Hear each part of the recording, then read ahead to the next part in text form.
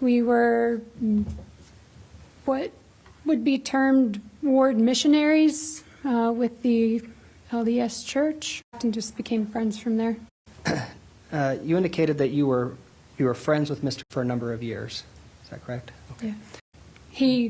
He wanted me along the way. This went on for a couple years, but there were times he wanted me to be in love with him, and I said, no, I'm not in love with you. I mean, we went to dinner. And finished up the relationship. Did you do anything from that point forward? What do you mean? Did you get any no contact orders or anything like that? Yeah. Could you let's talk about that. Go ahead. Why did you get a no contact order? Was that contact order extended? Yes. Do you know that when it was extended to? I believe it expires in April. Not totally sure. Of what year? 2023. Okay. And since you were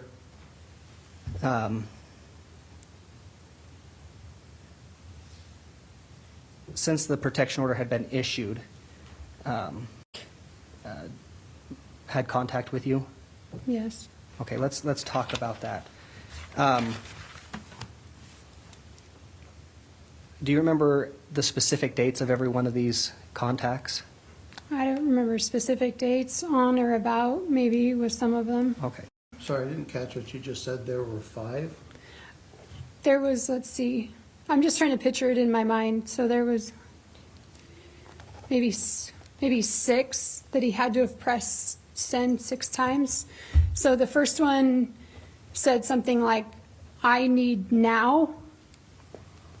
The second one said, sorry for the double send. I didn't intend for a violation. I didn't mean to harm you. They extended the protection order, maybe not in that order, but something to that effect. The things that, a couple of things bothered me about those messages. The first one was, I need now. That makes no sense. I don't even know what it means. I could guess, and he was trying to say. I don't want you to speculate. Okay. I don't know, is there an objection? Yeah, as to, she obviously doesn't know what the message was. Sustained as to speculation. You indicated that there were 5 messages sent. Who did they come from? Ryan. How do you know that? Because it was his phone number. Okay, and how did you have his phone number? It had just been in my phone. Yeah, I deleted his contact information, but I remembered his phone number from our previous contacts. You've had previous contact Yes. with him on that number. But the other thing about that too, if you don't mind, if I can proceed a little bit.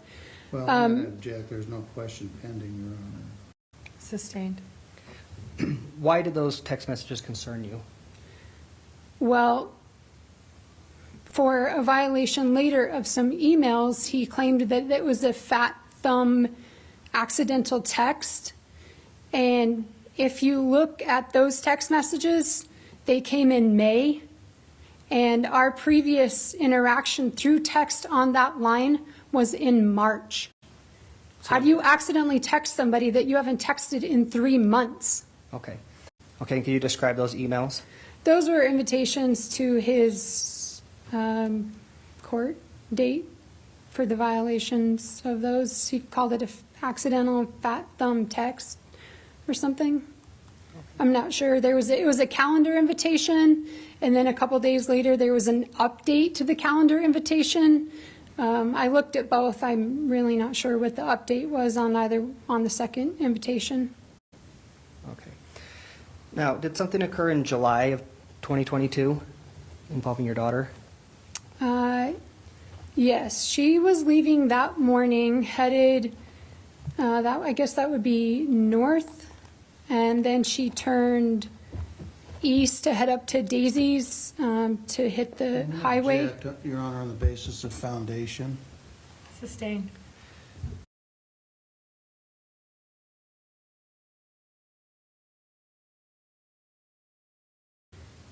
I can only speculate.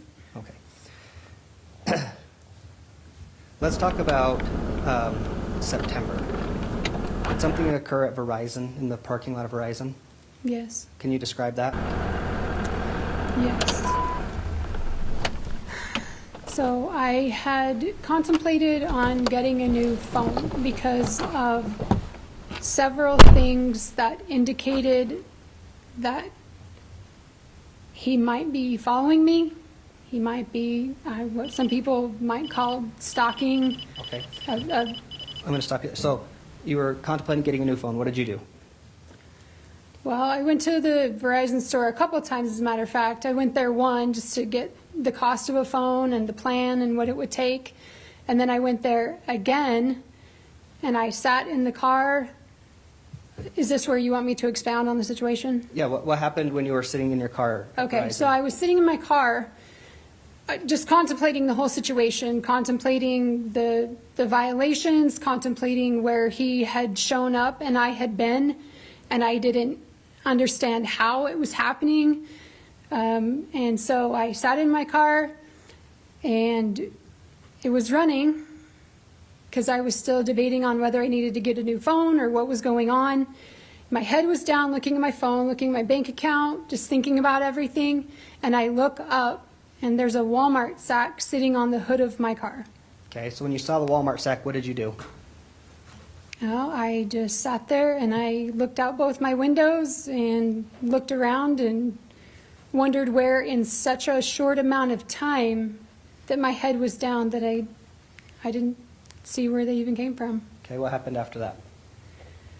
Well, I sat there and I, again, contemplated on what it was and where it came from and who left it. And so I got out and I peeked in the sack and I saw that there was 2 packages wrapped in butcher paper. Maybe there was a red ribbon around them. His handwriting was on the cards. And so I got back in the car because I didn't know what to do. I didn't know whether to just grab it or open it or keep it, or I didn't know what to do. So I got back in my car, pondered again about what I should do. I'd already called the cops a number of times. I didn't want to be a nuisance, so I wasn't sure whether I should call or not. And so I got back out of my car again, looked at the packages, kind of felt them a little bit, trying to decide what to do. Got back in my car, picked up the phone to call the police, hung up once, just because I didn't want to be a pain. I didn't know what to do. I didn't know what was in the packages. And So I'm going to stop here. What happened while you were waiting, while you were trying to determine what to do with these packages? Right, so I picked up my phone to call the cops on the second time, and as I picked up my phone, he walked over to my car, picked up the packages off my car, and walked off. Now you say he. We need to be clear because this is being It was recorded. Ryan. It was Ryan? I have pictures. Okay. What did he do after he took the package? Just walked back to his truck. Okay, and what did you do at that time? That's when I called, well, I was potentially on the phone with the cops, and then that's when they showed up, and I told them what happened. Okay. Did you...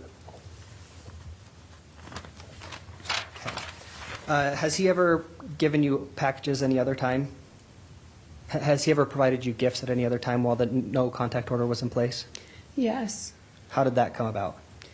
He has left numerous packages with my mom and dad, going to their residence in the middle of the night and leaving stuff on their porch with letters that contained suicide notes. There's pictures of my children. There's frames. There's cutting board. There's stuff that he does not have permission to be using. There's notes with stories that are completely made up. Okay, I'm going to stop you there. How did you know that these packages came from Ryan?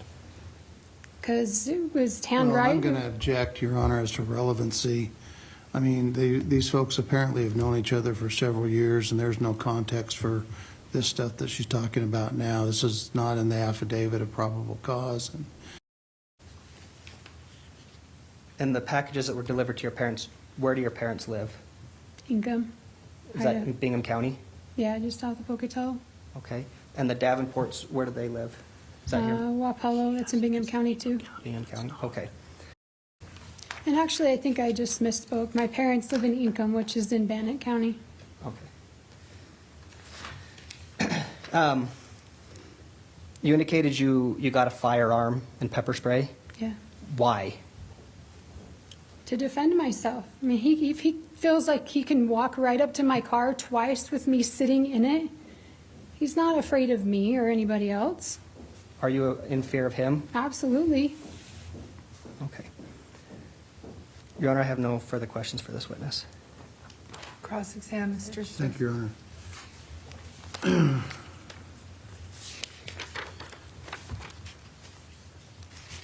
Miss, would it be fair to say that all the incidents that you talk about as far as Jensen's Grove, the Verizon store parking lot, those are public places, correct? Yeah. Now, you indicate that you thought you should get a new phone because something must be going on with your phone. Did you get a new phone? Yeah. When you got the new phone, did you have your old phone checked either by phone personnel or by the sheriff's department or police department, checked to see if there actually was a tracking device or some kind of tracking enabled on that phone? Yeah, I gave him my phone. Yeah. Did they check to see if there was a tracking app enabled on it? They checked, and there was not, but they did Okay, give thanks. a suspicion So of you what it might have said been. you said that you got a new car because you felt like there was a tracking device on your car. Now, when you switched cars, did you have your old car checked by law enforcement or by a car dealership to see if there was a tracking device on it? On the old one, no, but I just was trying to figure out what was going on how he kept showing up where I was when he didn't know I was there.